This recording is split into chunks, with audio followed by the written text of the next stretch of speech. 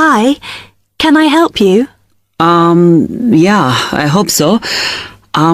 This is the first time I've been down to the union. I'm a new international student, and I just wondered what to do. Oh, right. Well, normally we ask international students to fill out this form, and we put your details on the wall by reception. Then other students can contact you. It's a way for everybody to get to know each other. It can be a bit lonely otherwise. Oh, I see. What's your name? I'm Anna, by the way. It's Stefan Unger. OK, well, just write that there, next to name, and then fill in the rest. Right. What does it mean, degree program? Oh, just if you are an undergraduate or a postgraduate. Or maybe you're just here for a short course? I'm a postgraduate. Do I need to say what in?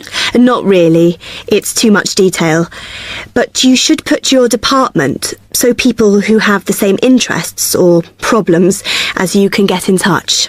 So I'm studying marine construction, so for department, do I put down the science faculty then?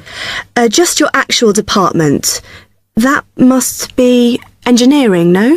Oh, I see, yes. Then if you list what you like doing in your free time, not that we ever get any when we're studying, and maybe you can meet up with someone socially, or to join a club or something. Well, I like lots of things. Shall I just list them? My advice is to just put one or two, like football and films or whatever. Otherwise, you'll get so many invitations, you won't get any time to work. Okay, I think I'll just list computer games, as that's my big interest. Oh. I haven't played football for ages. I may start to play once I get settled. Now, let's see. Next thing is languages. Yes, we find many of the international students get a bit tired of speaking English all the time. Sometimes they like to speak to someone in their own language. It's up to you. That is a good idea. I presume I don't need to put English down. Oh no, I put Italian and French. I can only speak German, my mother tongue. OK, well that's fine. Just put that. What does accommodation mean? Is that my address? We're trying to find similarities between people, and some people live in hall, some are in flats, some are in bedsits. So it helps if you say. I'm in hall, though I'd like to be in a flat, but that won't happen till the end of the first term. Put where you are now. You can always change it later. Then finally, just put your phone number. I haven't really got one. I haven't sorted out a mobile yet. Well, it's going to be difficult for people to contact you then, isn't it?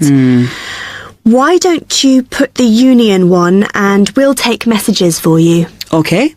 It's 02950 659 003. Have you got that? Yes. OK then. You now have 30 seconds to read questions 7 to 10.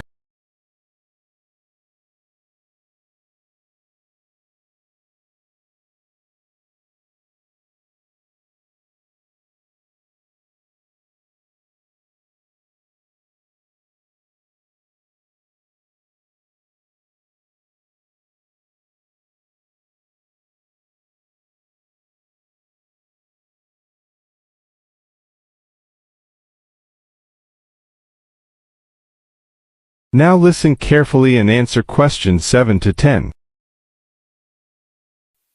Oh, I had a couple more questions about the services you've got here. It says there's a photocopier here. Yes, you need to get a card from the shop, and then it's available to all students in the mornings.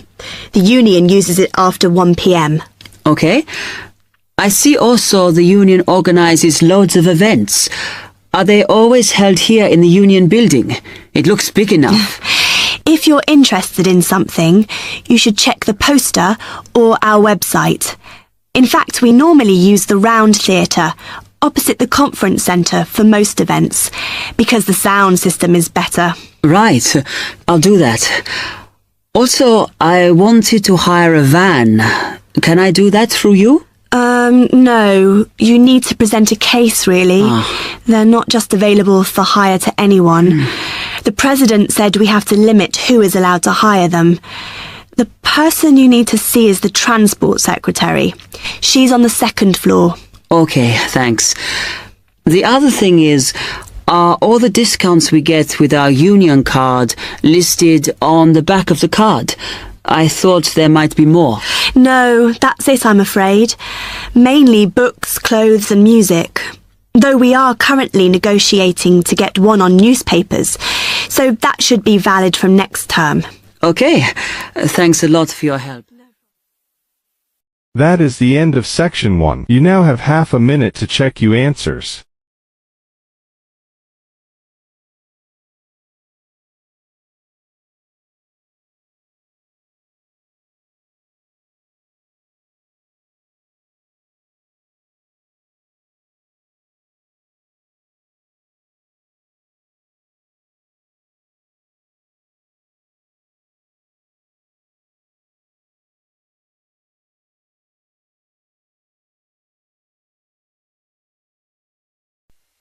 Now turns to Part 2.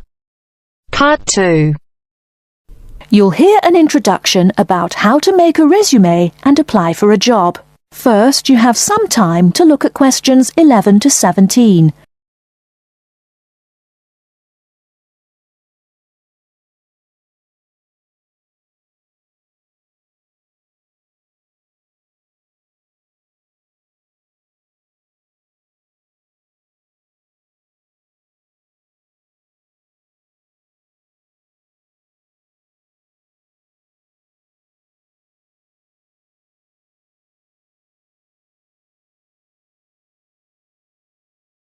Now, listen carefully and answer questions 11 to 17.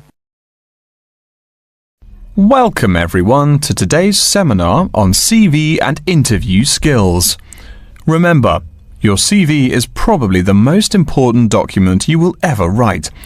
It opens the door to your career, and that job interview is probably the most important meeting you will ever attend. It's like stepping through that open door. So let's roll up our sleeves and get down to work, shall we? First of all, I cannot possibly tell you everything you need to know about writing a resume in the time we have. But let me tell you that there are dozens of great websites on the internet. These will give you all the suggestions you need. If you look at the paper I gave you, you will see a list of the dozen most popular sites. I can mention a couple of important points, however. One is that your CV or resume should not be too long. A page is about right. Why? HR departments do not have the time to read long documents. Too many people are sending too many CVs. After all, the economic crisis of 2008 is still very much alive. Everyone needs a job now. No matter how short you make that resume, though, you do not want to forget to tell HR how to contact your references. References are people who will give you a recommendation for a job. That's usually an ex-boss or a professor who knows you well. Do not use relatives. I don't care how much your mum loves you. Also, when you send that CV, be sure to include a typed cover letter. A cover letter is a letter where you basically are asking for a job. It's like introducing yourself. Make it brief. The real information about you is on that CV of yours, and please make sure the letter is typed. It doesn't matter if your handwriting is beautiful or not. Companies only read typed letters. Another point about CVs is you should try to have an attractive layout. Maybe use different type fonts or colours to highlight information. Some people include a photo. You can find dozens of examples on the internet. Whatever layout you decide to use, however, avoid all spelling and grammar errors. I used to be an HR manager. If I saw a mistake, that CV went into the garbage. Something you write in a CV is a description of your skills and experiences in an interesting way. Mention training too. I mean, these are what get you hired. Do not just say, I have lots of experience, or I have many skills. Tell that boss what you did, for what company, and when. Better, tell him how well you did it. Don't just say, I sold houses. Say, I sold £2 million worth of houses in my first year. That is, say something to make the person reading excited and curious. Finally, speaking of CVs, it's sad, but some people actually forget to provide a contact number. That's pretty silly. You wrote a great CV, you have HR dying to meet you, and they don't know how. You forgot your phone number. Oh, sure, if you apply online, they have your email address, but you just showed them you're forgetful. Why are they going to want to talk to you after that? Before you hear the rest of the talk, you have some time to look at questions 18 to 20.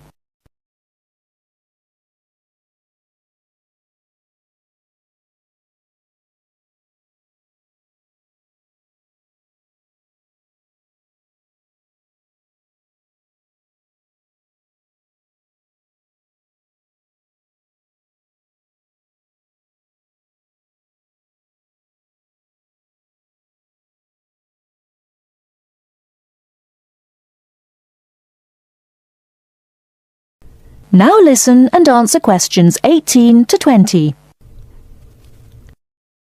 Alright, moving on to the actual interview. I'll go over what you need to know by the end of it and what you can discuss and negotiate on later once it looks like you'll be offered the job. First, there's working hours. It's not that necessary to hammer out the hours off the bat, especially since it's easy to come off as lazy when the first thing you bring up is how much you're going to have to work. You can also find out more about possible promotions later on. It is important, however, to get a feel for how much you'll be paid. You should make sure the salary range is commensurate with what you're worth, and if you're not, you can move on to better opportunities. Being sure you're going to make what you want to live on is much more important than issues like your pension. You're also young, that your pension is not going to matter for quite a long time. You should find out about what skills you must know for the job and what they'll teach you. In addition, if the company will provide training, you should find out how long the training period is and whether it is paid. Beware of any jobs that want you to train for a long time without appropriate compensation. Speaking of compensation, find out about holidays as well. Do you get paid vacation time? Are you allowed to take personal days? Do you have to work on national holidays? Once you work out these main issues, you can move on later to details like the location and expected attire and whatnot. Wow, that's a lot of information. Let's take a break so you can think everything over and ask any questions you may have. Don't hesitate to come and see me if you need any clarification on all this stuff. That is the end of part 2. You now have half a minute to check your answers.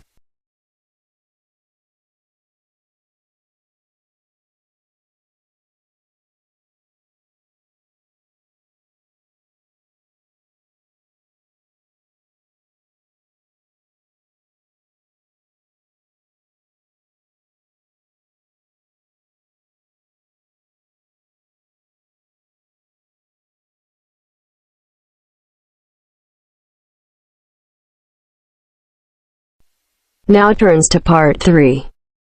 Part 3. And welcome to this morning's lecture on transport. First, you have some time to look at questions 21 to 25.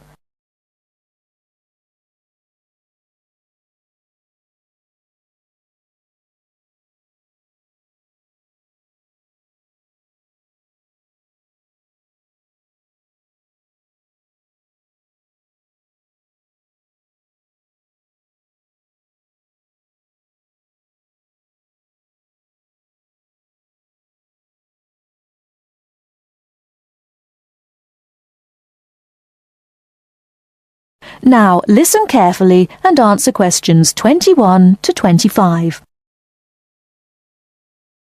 Good morning, and welcome to this morning's lecture on transport. What I'll be doing today is comparing forms of transport in different countries to see how forms of transport are affected by factors such as geographical landscape and economic development. My focus will be on countries in South America, Europe and Asia. The first country I'd like to look at is Colombia, which is in South America. This is a country where geography plays an important role. Due to the huge amount of mountains and forests in this country, travelling by air is crucial. I don't know if many of you realise this fact, but Colombia was the first country to establish a commercial airline, and in so doing they made aviation history. Today, there are more than 400 airports in Colombia for domestic flights, which highlights the point I made earlier, that air travel is a vital means of transport in this country. Colombia also has a road network of about 48,000 kilometres, linking Colombia to Venezuela and Ecuador. Transport by road is important for trade as well as tourism. Apart from this, there is also a railway system, but it is in need of modernisation. The other means of transport is by steamers, with the Magdalena being the main waterway. Now let's turn to Colombia's neighbour, Venezuela. Once again, we see that internal flights are an important means of transport, as like Colombia, Venezuela has remote areas where flying is the easiest means of travelling from A to B. Trains are not popular, and most of the railway lines are in the highlands, as this is where the iron ore mines are. Trains are an efficient means of transporting the iron ore from the mines to the factories. Thus we can see how transport and the economy are interrelated. Ships are also used extensively in this country, and there are many ports, the main seaports being Puerto Cabello and Guanta. Turning now to Europe. Belgium is a country that boasts one of the most compact railway systems worldwide. Inland waterways, or canals, are also an important means of transport, transporting both freight and people. Belgium also has the third largest seaport in the world, namely Antwerpen. Air travel is also important, although this is not linked to geographical terrain, as is the case in the South American countries we've already looked at. Next, I'd like to look at the United Kingdom. Like Belgium, the UK has inland waterways around 4,000 kilometres, yet only about 17% of these are used for commercial transport. The main inland port is Manchester, and the chief seaport is London, with Southampton taking second place. Air travel is extensive in this country, and there are around 150 airports, the most famous being Heathrow. However, about 90% of passengers in the UK travel by road. Before you hear the rest of the talk, you have some time to look at questions 26 to 30.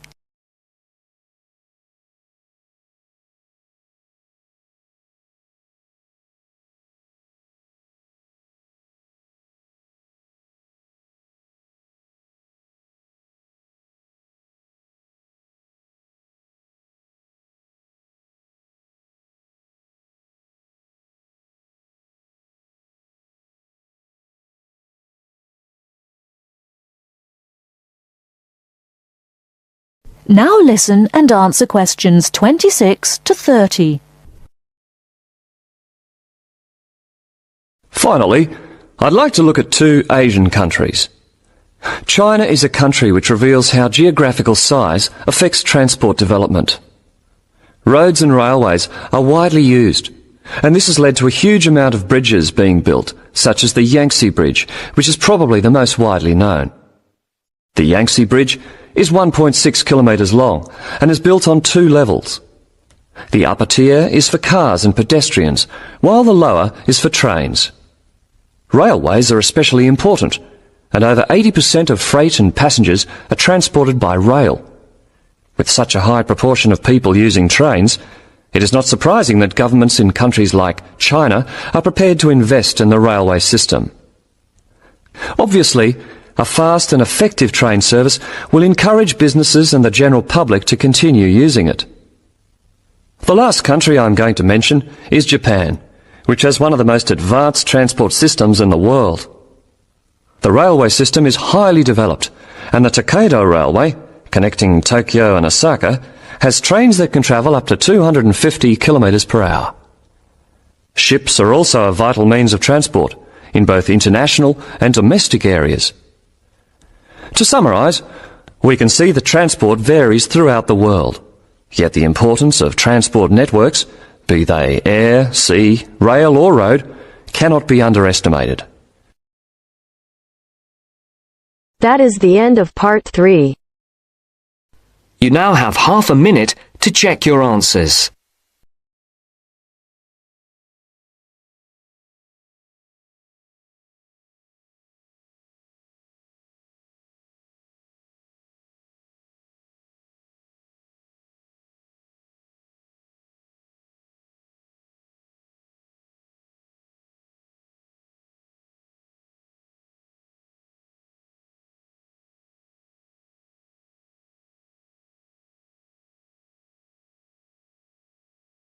Now turns to part 4. Part 4. You will hear a lecture on environmental science. First, you have some time to look at questions 31 to 40.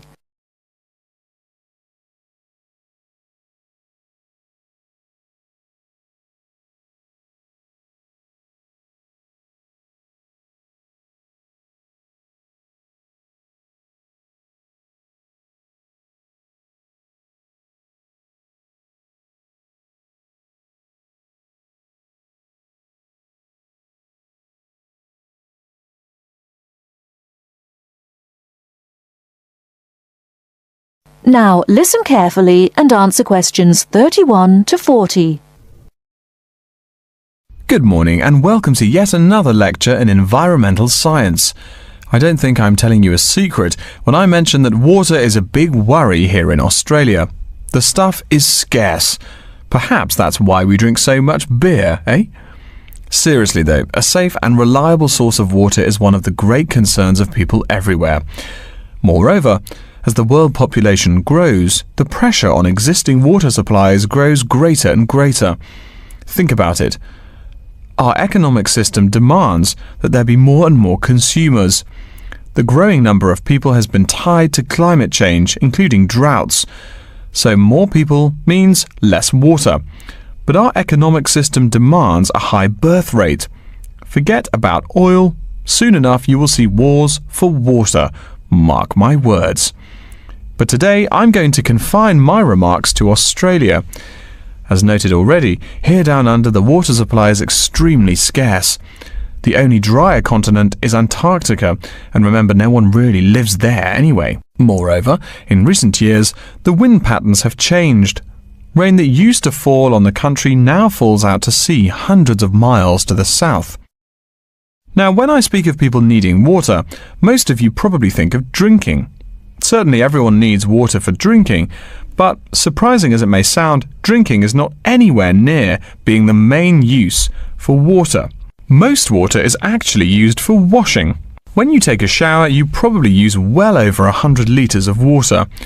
Every time you flush your toilet, that's about 8 litres, but most people drink no more than 2 litres or so per day. So, where to get water? It could be obtained from rainwater, but often rainfall consists of other harmful pollutants that evaporated with the water. In fact, acid rain, an intense example of this, causes harmful effects on the wildlife of the habitat on which it falls. Water from underground could also be used, though it is more difficult to contain and often must go through an extensive cleansing process. The purest water is found in rivers, creeks, lakes and dams.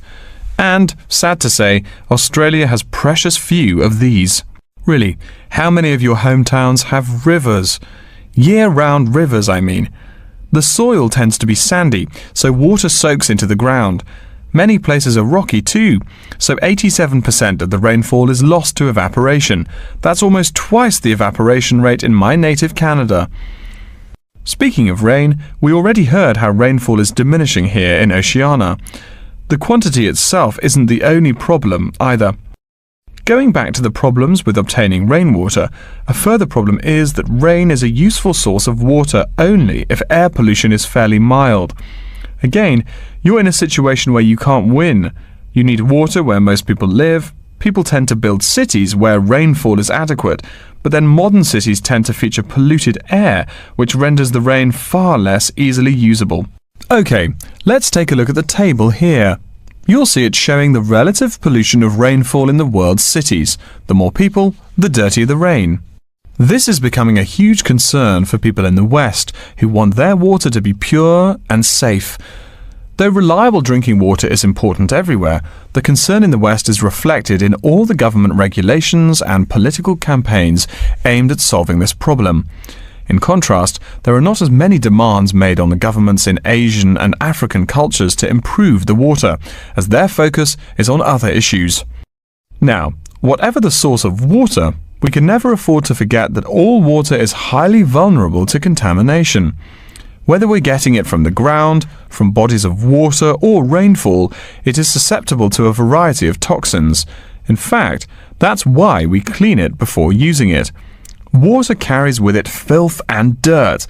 This problem shows up in a number of different ways. As humans and all other animals need water to survive, it's no surprise to us that one of the most important domestic uses of water is for drinking. Yet, if you have old-fashioned lead pipes, you may slowly be poisoning yourself by drinking that nice clear water. The industrial pollution, farm chemicals and leaky landfills are well-known sources of contaminants as well. So what is being done to ensure we Australians a safe and steady supply of drinking water? There are a lot of initiatives that make admirable efforts to remedy this issue. We'll be talking about this when we meet again on Thursday, but as a preview, I can tell you that so far the amount of real solutions that have been produced is not nearly adequate. Traditionally, we've been very free in this country. That means that every person and every province tend to go its own way. So the mechanisms for water management are, in a word, insufficient. To begin seeing how this is so, I want you to read something before our next class. Though a lot of previous data on water usage and water management are inconclusive and have thus caused quite a concern, we can learn a lot from the contents of reports written on the subject. The basis for the government's water policy is the 1989 White Paper reporting on water use, present and future. If you compare the numbers offered in the paper with those in the text, you'll find that the report is rather untrustworthy. Truth being told, I'm being too kind when I say that. That is the end.